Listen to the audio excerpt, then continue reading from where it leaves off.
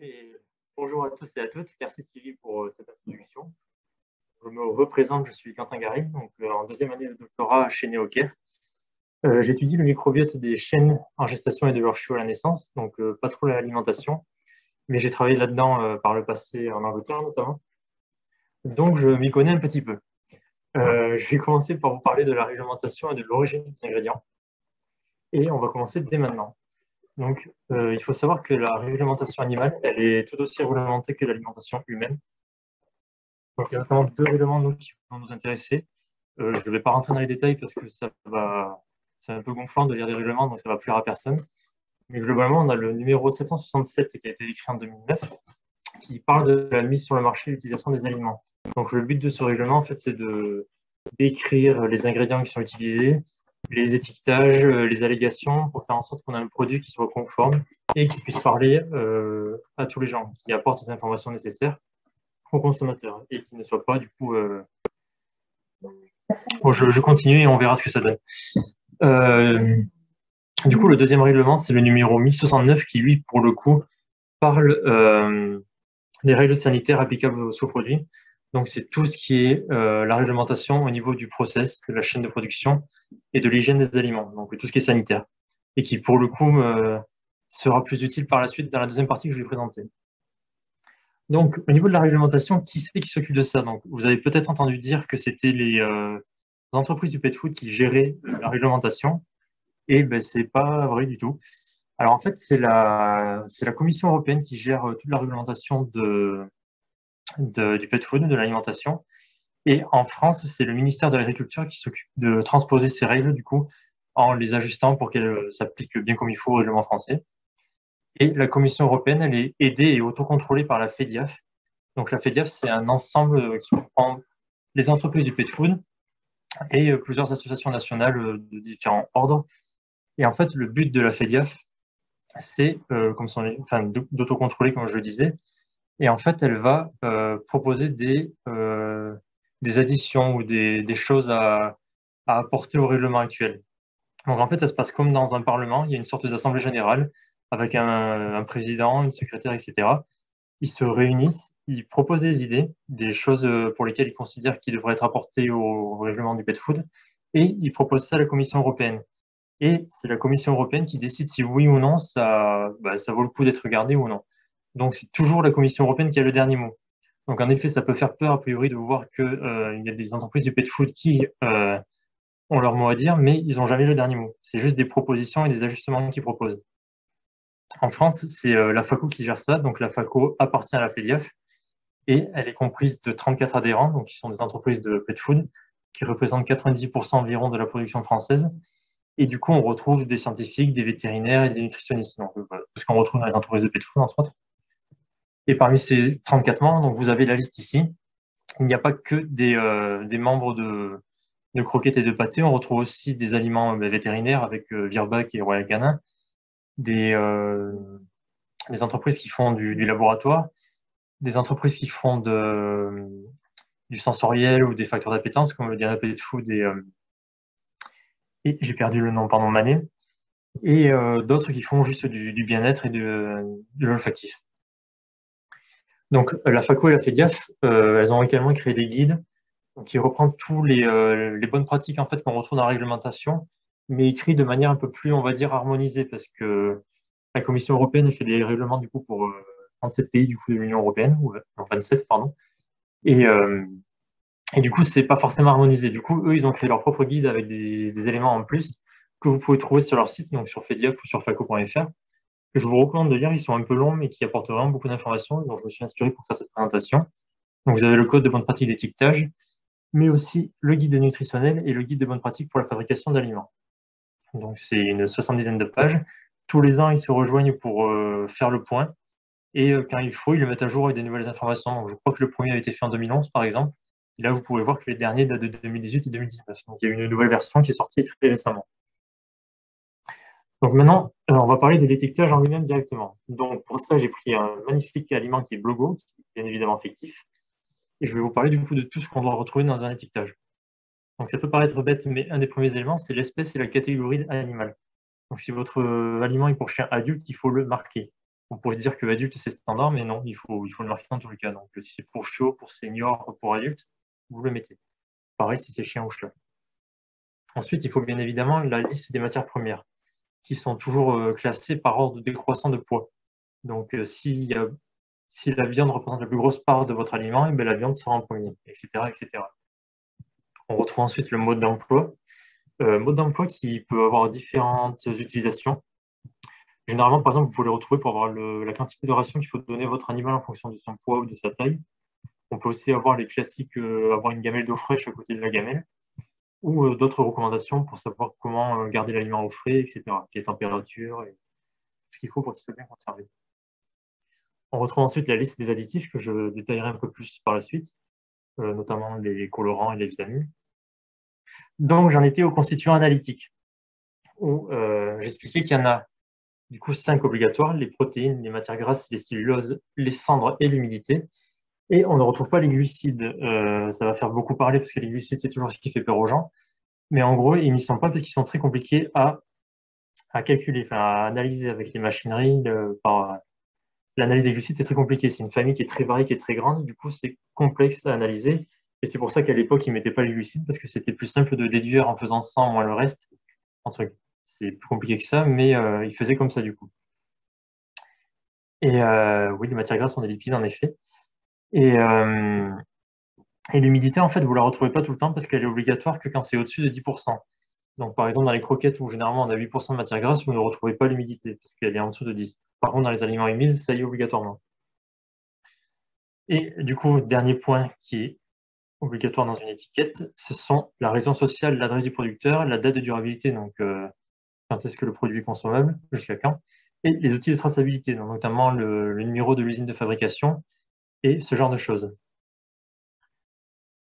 Donc, maintenant, je vais rentrer dans certains points, point par point, en fait, et rentrer dans les détails. Le premier point dont je voulais parler, c'est la composition. Donc, il faut savoir que la matière première peut être remplacée par le nom de la catégorie à laquelle elle appartient. Donc, qu'est-ce que j'entends par ça? Donc, ici, prenons un exemple, on a des protéines déshydratées de canard, du blé, du riz, des petits pois et de l'huile de tournesol. Et bien, tout ça, vous pouvez l'écrire exactement de la même manière que ici. Donc, viande et sous-produits d'animaux, céréales 18%, sous-produits d'origine végétale et huile et graisse. Donc, ce qui marque assez rapidement, c'est que protéines déshydratées est remplacée par viande et sous-produits, parce que forcément, ça parle plus. Et par exemple, le blé et le riz peuvent être catégorisés dans céréales. Mais vous savez que généralement, moins il y a de céréales et plus ça les arrange. Du coup, ils vont plutôt les séparer en blé et riz pour que ça fasse des pourcentages plus faibles. Pareil, si on avait 15% de viande, et bien, céréales passeraient devant, puis c'est à 18. Donc, si on met blé et riz, ça divise en deux et du coup, ça passe derrière la viande. Généralement, ce genre de catégorie, c'est utilisé pour rendre les aliments plus sexy, si je puis dire. Mais c'est comme ça fait partie de la réglementation. Donc, si on reprend un aliment fictif blogo au canard, il faut savoir que si une matière première est mise en valeur sur l'étiquette, que ce soit par les termes ou par les images, donc ici, l'image représente un canard, eh bien, le nom et le pourcentage pondéral doivent obligatoirement apparaître dans la liste des aliments. Donc là, par exemple, mon canard, s'il y avait 20% de canard, je suis obligé de mettre que la viande, entre parenthèses, correspond du canard et qu'il y en a 20%. Donc on est bien au-dessus des céréales, etc. Pareil, si c'était du foie, il fallait que je mette foie 20%. Pour ce qui est des additifs, alors il faut savoir, les additifs, c'est généralement des choses qui font assez peur parce que c'est des antioxydants, c'est des gélifiants, c'est des produits chimiques, etc. C'est pas vrai, il n'y a pas que ça. Il y a des tas de catégories. Donc on retrouve les additifs sensoriels, donc les colorants et les arômes qui donnent des couleurs et le goût aux produits. Les plus importants, ce sont les additifs nutritionnels qu'on retrouve aussi chez les humains, qui sont les vitamines, les oligo-éléments, les acides aminés et les urées, qu'on rajoute dans les aliments parce qu'on ne retrouve pas forcément dans la nature, si je puis dire, dans la viande tout seul. Donc il faut les rajouter pour que vos chiens et vos chats aient tout ce qu'ils aient besoin et ce dont ils ont besoin. Désolé. On a des additifs zootechniques qui améliorent la digestibilité ou stabilisent la flore intestinale. Ils sont plus rares que les autres généralement. Et les plus connus, ceux dont on parle le plus, les technologiques, donc les conservateurs, les antioxydants, les gélifiants, les épaississants, etc., qu'on retrouve beaucoup chez les humains aussi. Les additifs, donc certains, au niveau de l'étiquetage, ont droit à ont des règles plus strictes que d'autres, en fait. Donc, par exemple, les colorants, ils n'ont pas vraiment de règles strictes et ils peuvent être dénominés que par leur catégorie. Donc, on n'est pas obligé de mettre quel colorant exactement on parle, on peut juste mettre colorant, ça suffit, quel qu'il soit, quel que soit le nombre. Par contre, pour la plupart des additifs nutritionnels, il faut absolument avoir la catégorie et le nom de l'additif, plus la quantité qui est dans le produit. Donc là, par exemple, vous avez 4 exemples, les vitamines D3, les vitamines A, le cuivre et le zinc. Donc pour les vitamines, la quantité est marquée sous forme d'unité internationale qui ne parle pas à beaucoup de monde, moi y compris, je vous l'avoue. Donc par exemple, une unité internationale pour la vitamine A, ça correspond à 0,3 microgrammes de rétinol. Donc ça correspond à une valeur biologique, en fait, je suis d'accord que ça ne parle pas beaucoup, mais c'est comme ça. Par contre, pour le cuivre et le zinc, vous avez 1 mg par kilo d'aliment. Donc c'est plus simple. À savoir qu'ils peuvent aussi mettre le nom scientifique de l'additif. Donc ils peuvent mettre cholécalciférol au lieu de vitamine A, mais généralement, ils préfèrent que ça parle au plus de gens possible, donc ils mettent vitamine A. Donc c'est à peu près tout pour les additifs. Généralement, ils font attention à ce qui vient de ce qu'il faut, mais c'est ce qu'on retrouve chez eux. Ensuite, je vais vous parler des allégations. Les allégations, c'est assez important sur les étiquettes aussi. C'est tout ce qui sert de technique de marketing, genre sans sucre ajouté, sans huile de palme, etc. Les trucs qui parlent beaucoup aux gens et qui font qu'on va vouloir s'intéresser aux produits. Les allégations, elles doivent être objectives et vérifiables et compréhensibles pour tout le monde. Et il y a 3 grandes règles qui s'y appliquent. Il faut qu'elles soient justifiées au moment de la mise sur le marché. Donc justifiées par des données scientifiques ou publiques ou internes selon les entreprises. Et ça veut dire que si quelque chose est prouvé scientifiquement à un moment donné qui ne l'est plus après, on a le droit de garder l'allégation parce que c'est au moment de la mise sur le marché que ça entre en jeu, pas par la suite. L'allégation ne peut pas tromper ou induire en erreur, évidemment, et ça ne peut pas dénigrer les autres aliments. Et on va voir que de ce point de vue-là, les allégations sont un peu borderline par certains moments. Parce que par exemple, l'allégation sans sucre, ça dénigre les autres aliments, parce que ça sous-entend que les autres produits, eux, contiennent du sucre. Et pour la petite anecdote, chez les humains, c'est ce qu'il y a eu avec l'huile de palme, il n'y a pas si longtemps, où avant, on ne trouvait pas beaucoup d'allégations sans huile de palme, mais ces derniers temps, il y en a eu beaucoup. Sauf qu'à l'époque, il n'y avait pas vraiment d'études qui démontraient que l'huile de palme était mauvaise, que ce soit pour l'environnement ou la santé, ce qui n'est pas forcément le cas d'ailleurs, mais bon, bref. On ne rentrera pas dans les détails là-dedans. Et du coup, en fait, ça a beaucoup fait bouger les entreprises parce qu'ils disaient, mais attendez, là, mon produit se fait dénigrer parce qu'il y a marqué qu'il n'y a pas d'huile de palme dans celui-là et qu'il y en a dans le mien. Donc, c'est pour ça, c'est un peu compliqué parfois. Donc, reprenons un aliment fictif qui est logo pour les chats, cette fois-ci, avec les différents types d'allégations qu'on peut retrouver. Alors, on peut avoir les allégations de contenu, les plus classiques, riches en canard, avec des pertines. On verra que selon le terme utilisé, on n'a pas les mêmes pourcentages de composition. On a des allégations de forte ou de faible quantité, donc pauvre en sel ou riche en protéines. Je vous avoue que je n'ai pas réussi à trouver les seuils, donc à partir de quand on a le droit d'utiliser cette allégation, donc c'est un peu flou pour moi.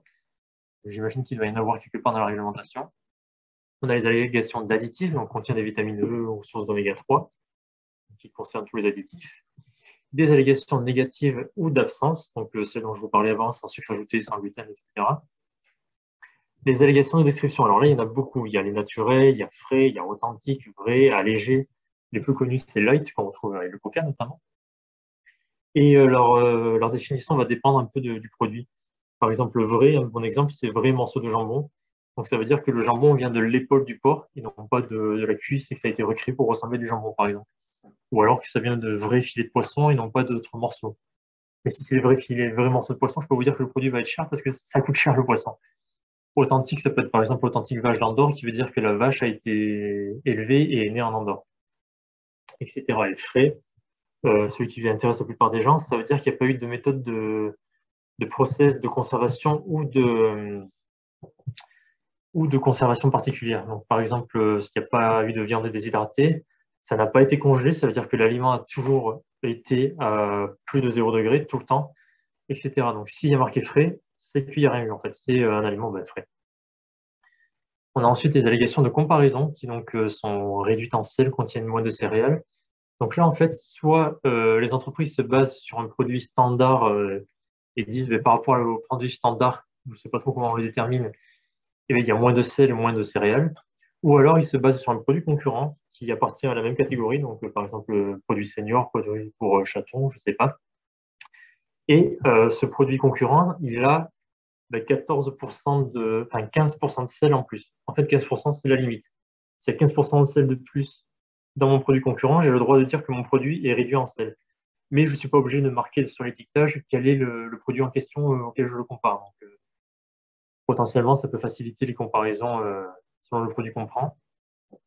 Mais ça marche comme ça. Et on a les plus importantes, les allégations du coup fonctionnelles. qui du coup sont les allégations de type contient des oméga 3 pour maintenir la peau, contient de la chicorée pour favoriser la croissance des bonnes bactéries, etc.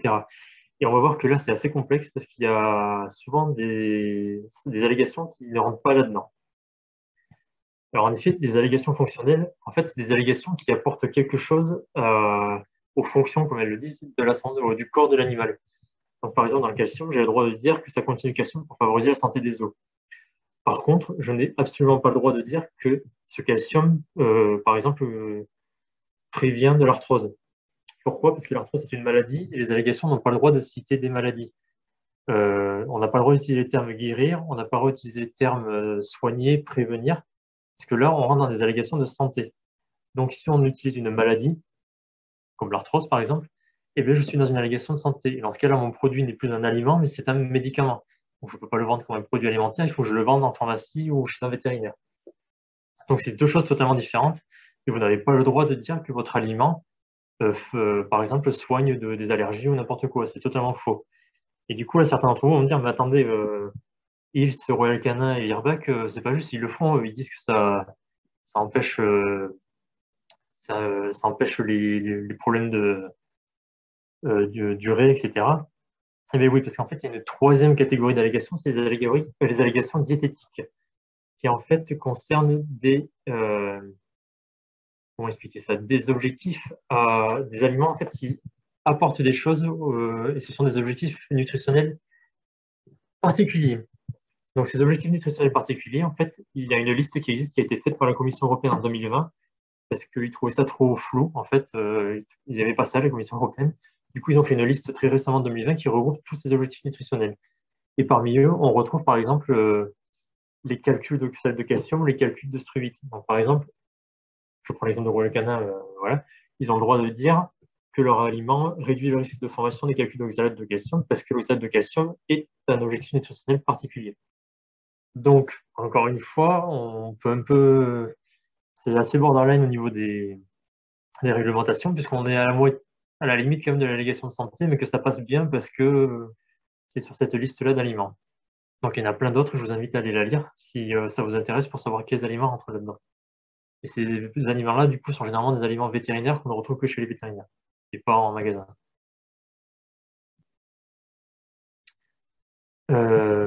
Ensuite,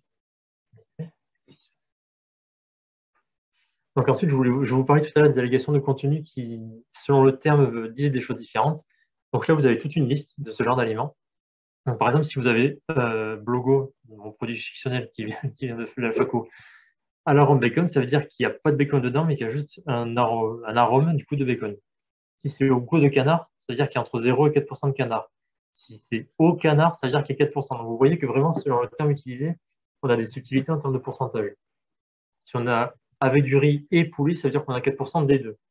Par contre, à partir du moment où ça devient riche en quelque chose, donc riche en canard, on a 14%, 14% au minimum de produits. Donc, par rapport à la question qui était dite tout à l'heure, pour la viande, on a le droit de mettre plus. Tant qu'il y a 14%, on a le droit de dire c'est riche. Par contre, vous pouvez voir qu'il y a encore une fois des petites entourloupes. Si vous dites que c'est enrichi en poulet et avec du riz, donc le enrichi en poulet, c'est au moins 14% de poulet. Par contre, le riz, on a l'allégation avec, donc on a au moins 4%, mais moins de 14%. Donc il y en a qui utilisent un peu cet argument-là pour un peu brouiller les pistes et disent ben, oui, c'est enrichi en poulet et en poisson. Mais ça ne veut pas dire qu'il y a 14% de poisson, ça veut dire qu'il y a 4% de poisson en fait. Donc faites attention à ça. Et après, on a les blogos canard ou blogos menu canard qui contiennent pour le coup beaucoup plus de 26% de canard. Et tout canard, je crois qu'il ne sera jamais un aliment qui contient que du canard. Éventuellement, on a des aliments végétariens qui sont tous légumes, mais vous trouverez rarement le reste. Donc maintenant que je vous ai parlé des étiquetages, je peux vous parler vite fait de l'origine des matières premières. Donc, c'est un point qui est assez important parce que généralement, il y a beaucoup de on-dit sur d'où viennent les matières premières et il y a des choses qu'il faut remettre les idées en place par rapport à ça. Donc, globalement, les matières premières venant des animaux, je vais surtout parler de la viande, je vous le dis tout de suite, pas forcément des légumes ou des céréales, mais la viande en fait vient d'animaux de production. Ces animaux, une fois qu'ils arrivent à l'abattoir, avant qu'il se passe quoi que ce soit, il y a une inspection des vétérinaires officiels qui vont regarder s'ils sont malades ou non, s'ils vont bien, s'il y a une forme de stress anormal, etc. une fois qu'ils ont été vérifiés, ils sont abattus et ils sont encore une fois inspectés post-mortem par les vétérinaires officiels, qui va dire du coup cette viande est propre à la consommation humaine, il n'y a pas de maladie, elle est bien, il n'y a pas de mycotoxines, ce genre de choses, c'est bon, c'est propre à la consommation humaine. Et du coup, ça part à la consommation humaine. Et dans cette consommation humaine, on va retrouver les muscles striés, donc les beaux steaks, les beaux morceaux, les filets donc, de poulet ou de poisson, le jambon, etc. Donc là, vous allez me dire, OK, mais quel est le rapport avec l'alimentation animale là-dedans? Tout simplement, en fait, tout ce qu'on va retrouver dans l'alimentation animale, c'est le reste. Mais ce qui est vraiment important, c'est que c'est exactement au même point que l'alimentation humaine. Donc c'est après abattage, et c'est de la matière propre à la consommation humaine, en fait. Tout ce qui est utilisé, et que ce soit dans les croquettes, dans le barf, n'importe quoi, hein, tout ce qui est utilisé dans le pet food, c'est quelque chose qui est propre à la consommation humaine. Je dis ça parce que souvent, on voit marquer le terme de sous-produit ou matière de catégorie 3 qui font très peur aux gens. Et en fait, c'est juste un terme légal.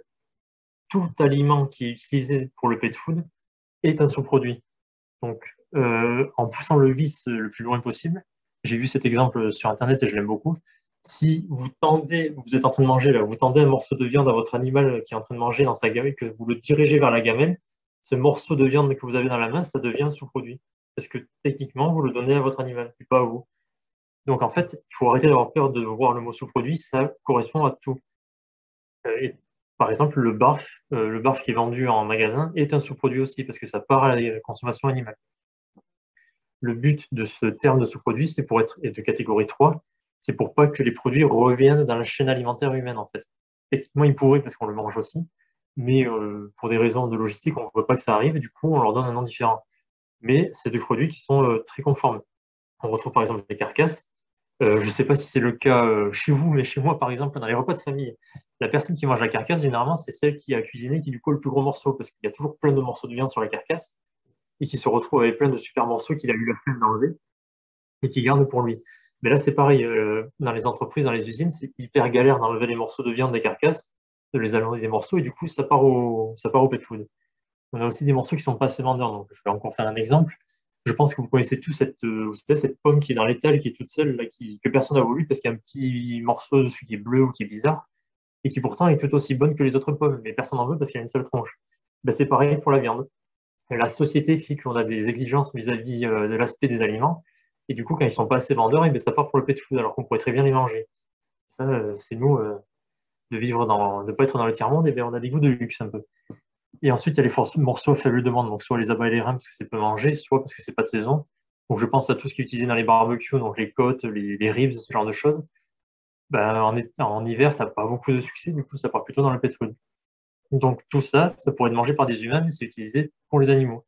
Et vous verrez que du coup, d'un point de vue environnement, c'est plutôt bien, puisque du coup, on n'a pas de process à part pour les animaux. C'est le même process que les humains. Donc c'est bon pour l'environnement. Je vais vous donner quelques chiffres maintenant. Donc en France, d'après la FACO, donc en 2020, on avait à peu près 1 650 000 tonnes de matières premières qui avaient été utilisées dans le pet food. Donc, sur ces 1 600 000 tonnes, on en a 51% qui viennent de la France, 88% de l'Europe, donc de la France, et 12% du reste du monde. Donc, soit Amérique du Sud, soit Afrique, soit Asie. Et parmi ces produits-là, on en a 27% qui sont de la viande, 2% qui sont des poissons, 50% des légumes et des céréales et 20%, à peu près 21% du reste, donc des œufs, du lait, des matières grasses. Et, globalement, ces 1 500 000 tonnes de produits permettent de créer 1 230 000, oui, c'est ça, produits de pet food. Donc on a 68% de produits secs, 26% de produits humides et 2% de compléments alimentaires. Et il y a quelques autres produits à part qui sont utilisés pour d'autres choses, comme par exemple les facteurs d'appétence. Et pour finir, je voulais vous donner un exemple d'un étiquetage qui n'est pas conforme, qui reprend un peu tout ce que je vous ai dit avant. Donc, c'est un exemple qui est passé devant le jury de déontologie publicitaire en janvier de l'année dernière. Ils ont changé entre-temps. C'est ce qu'on retrouvait sur leur site web. Donc, les pauvres, ils sont beaucoup utilisés comme exemple, mais je pense qu'ils se sont bien repris. Ce sont des croquettes, du coup, à base d'insectes. Donc là, vous voyez, c'est ce qu'on voit sur leur site. C'était bon, très bien à l'époque. Là, il n'y avait rien à dire à ce niveau-là. Et si on commence à aller plus loin sur le site, on voit qu'il y a des choses qui ne vont pas trop. Donc, si j'avais un peu plus de temps, je vous laisserai regarder, mais vu qu'on est beaucoup à la bourre, je vais vous montrer directement. Premier problème ici, c'est fini les problèmes de peau, de poils, de digestion. Donc, comme je vous l'ai expliqué avant, ça, c'est clairement une allégation de santé. Ils n'ont pas le droit de le dire. C'est un truc de médicament, ça n'a pas le droit d'être sur un aliment. L'autre problème, c'est sans sous-produits animaux. Je vous ai fait un énorme pitch juste avant. On n'a pas le droit de dire ça puisque tout ce qui rentre dans l'animal, c'est du sous-produit animal. Donc, on n'a pas le droit de dire qu'il n'y a pas de sous-produit, c'est faux, c'est de l'allégation mensongère. Autre point, il disait que ça permettait de sauver la planète. C'était bon pour l'environnement parce que ça va limiter la consommation de viande. Alors, ça aurait été vrai si, comme je vous ai expliqué, la production animale était à part de l'homme. Sauf que là, c'est pas vrai du tout, en fait. Au contraire, même, ça consomme plus parce que tout ce qui est utilisé pour les animaux, dans tous les cas, c'est utilisé pour les humains. Donc, même si vous ne donnez pas de viande à votre animal, dans tous les cas, ça sera fait pour l'humain. Donc, au final, même, ça consomme beaucoup moins pour l'environnement de faire de la viande en utilisant celle des humains que de faire des insectes à côté qui, par le coup, ne sont pas mangés par les humains. Donc, c'est complètement l'inverse, en fait. Ils disent que c'est bon pour l'environnement, mais c'est faux, ça produit plus. Donc, ils ont repris tout ça exactement, mais c'est pour montrer que très souvent, les allégations, elles sont utilisées à mauvais escient, et c'est très facile de flouer le consommateur pour mettre des choses qui plaisent beaucoup aux gens. Donc, c'était tout pour la réglementation. Maintenant, je vais vous parler de la fabrication des aliments pour que vous puissiez avoir une idée de comment c'est fait. Donc, je vais être plus rapide à ce niveau-là. Il faut savoir d'abord qu'il y a un énorme contrôle de qualité qui est fait en amont, avant même que les produits arrivent à l'usine. Donc, en fait, il y a un système d'agrément entre les producteurs, donc l'usine de production, et les fournisseurs, donc les producteurs, les éleveurs, etc. De temps en temps, il y a des audits qui sont faits par l'usine de production sur le site du fournisseur, où ils vont regarder que tout soit bien agrégé, ils font une évaluation, ils font un historique des incidents pour être sûr que tout va bien, qu'il n'y a pas eu de problème, et ils mettent en place des spécifications. Donc, généralement, c'est des teneurs en mycotoxines, des teneurs nutritionnelles. Ils veulent absolument qu'il y ait les valeurs exactes en céréales, par exemple, ou en protéines, etc. Une fois que les produits arrivent à l'usine dans les camions, il y a une inspection des véhicules, des camions. Si jamais le camion a un aspect qui ne leur va pas ou qu'il y a des saletés ou qu'il est, ouais, ou que, enfin, bref, que ça ne va pas, il repart directement au fournisseur, ils ne veulent pas savoir, ils s'en foutent. Et croyez-moi, ils sont assez exigeants par rapport à ça. Pareil, ils regardent si les spécifications qui ont eu lieu avant sont bien en place et ils prennent des échantillons pour refaire des analyses chimiques, notamment de la toxine, etc.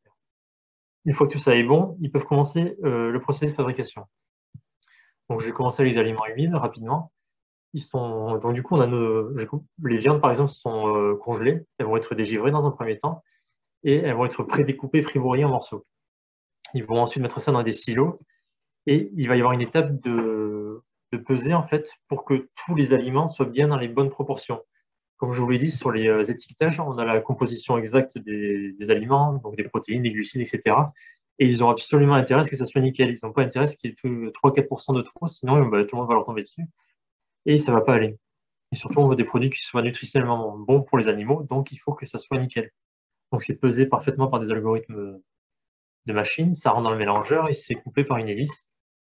Et ça va être broyé dans une sorte de vis tournant qui va du coup broyer les aliments et créer une sorte de pâte grâce à l'humidité des aliments. Cette pâte arrive sur un tapis roulant et elle va être cuite par de la chaleur. Donc cette chaleur, c'est sous forme de vapeur. Donc vous serez assez amusé de voir que les aliments humides sont cuits à la vapeur comme vos légumes, en fait. Moi, je trouve ça sympa en tout cas. Et après, c'est découpé par morceaux. Donc cette étape de découpe peut avoir lieu à différents moments selon le type de produit. Donc selon que ce soit des bouchées en sauce, des bouchées en gelée, de la pâtée ou de la mousse.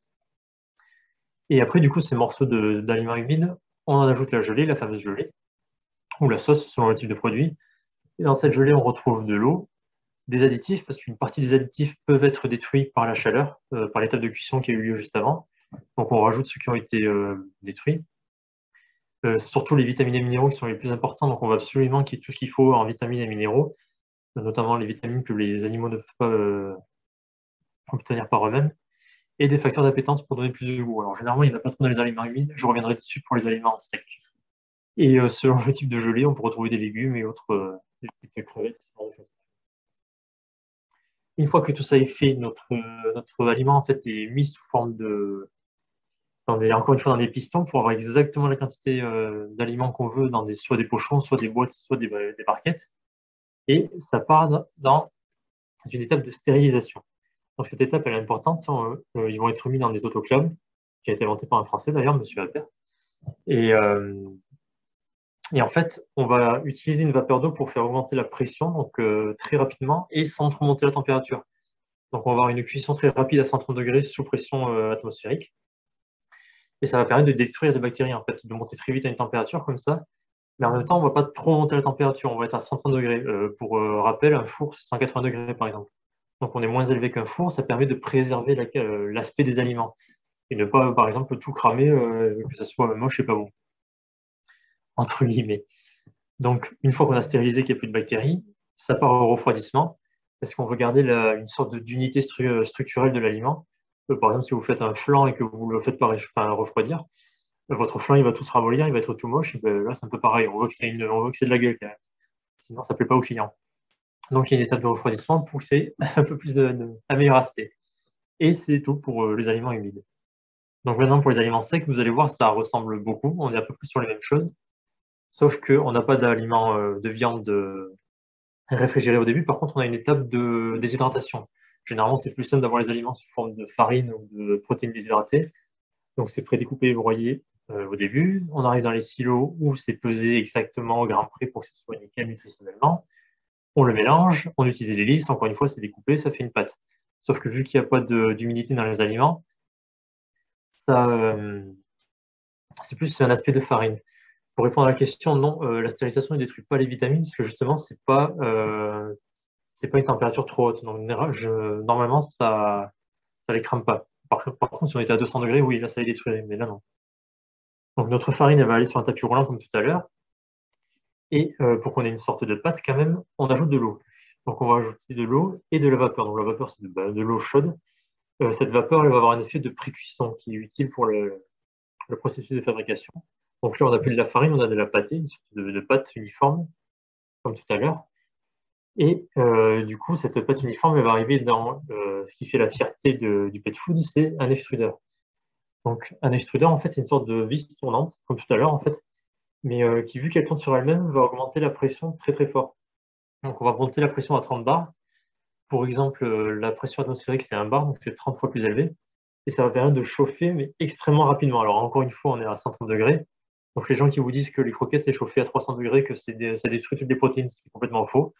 On est à 130 degrés, c'est moins élevé qu'un four, donc votre poulet dans le four est plus cuit que des croquettes. Et du coup, en fait, ce qui est génial à cette technique, c'est que grâce à la mise sous pression, ça permet de cuire extrêmement rapidement, en fait. Par exemple, si vous frottez vos mains contre vos 2 pommes de main, vous sentez bien que vous avez de la chaleur qui augmente. Et techniquement, si vous étiez capable de serrer vos mains à une pression de 30 bars, vous pourrez cuire des aliments dans vos mains, techniquement. Là, c'est la même chose.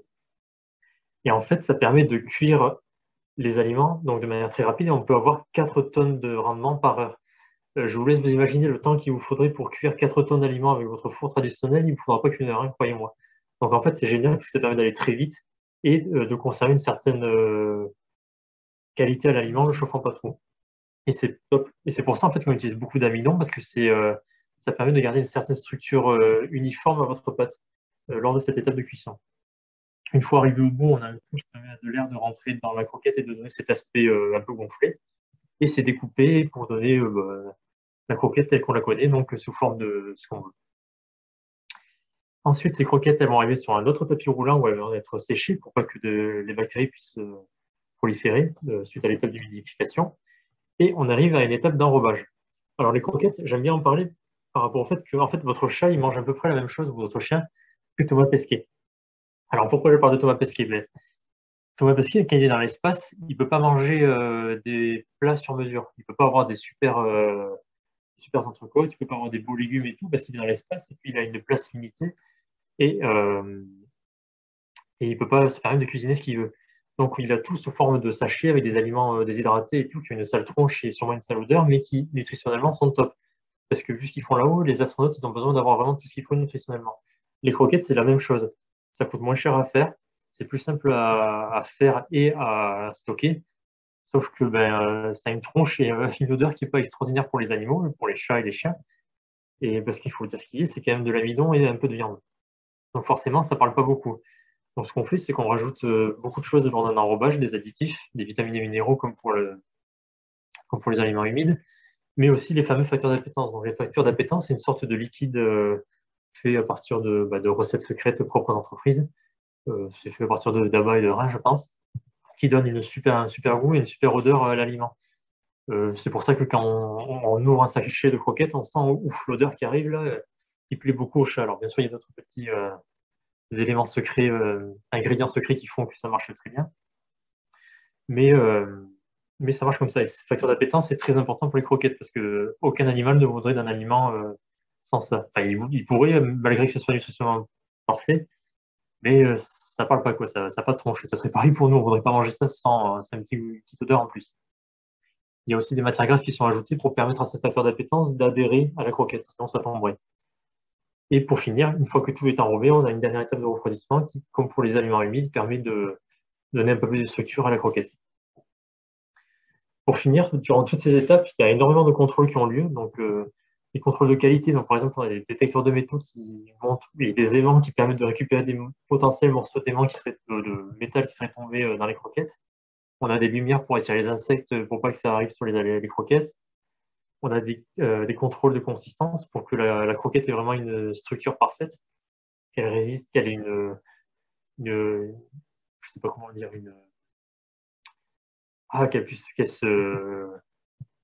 bon bref, pour qu'elle ait une consistance idéale. Pareil pour les aliments humides. Et on a des contrôles nutritionnels pour être sûr que que les valeurs nutritionnelles soient parfaites, qu'on ait bien, par exemple, 20% de protéines, qu'on ait bien qu'il faut en vitamines minéraux, etc. Donc, il y a vraiment énormément de contrôles qui sont faits et c'est vraiment très, très bien fait.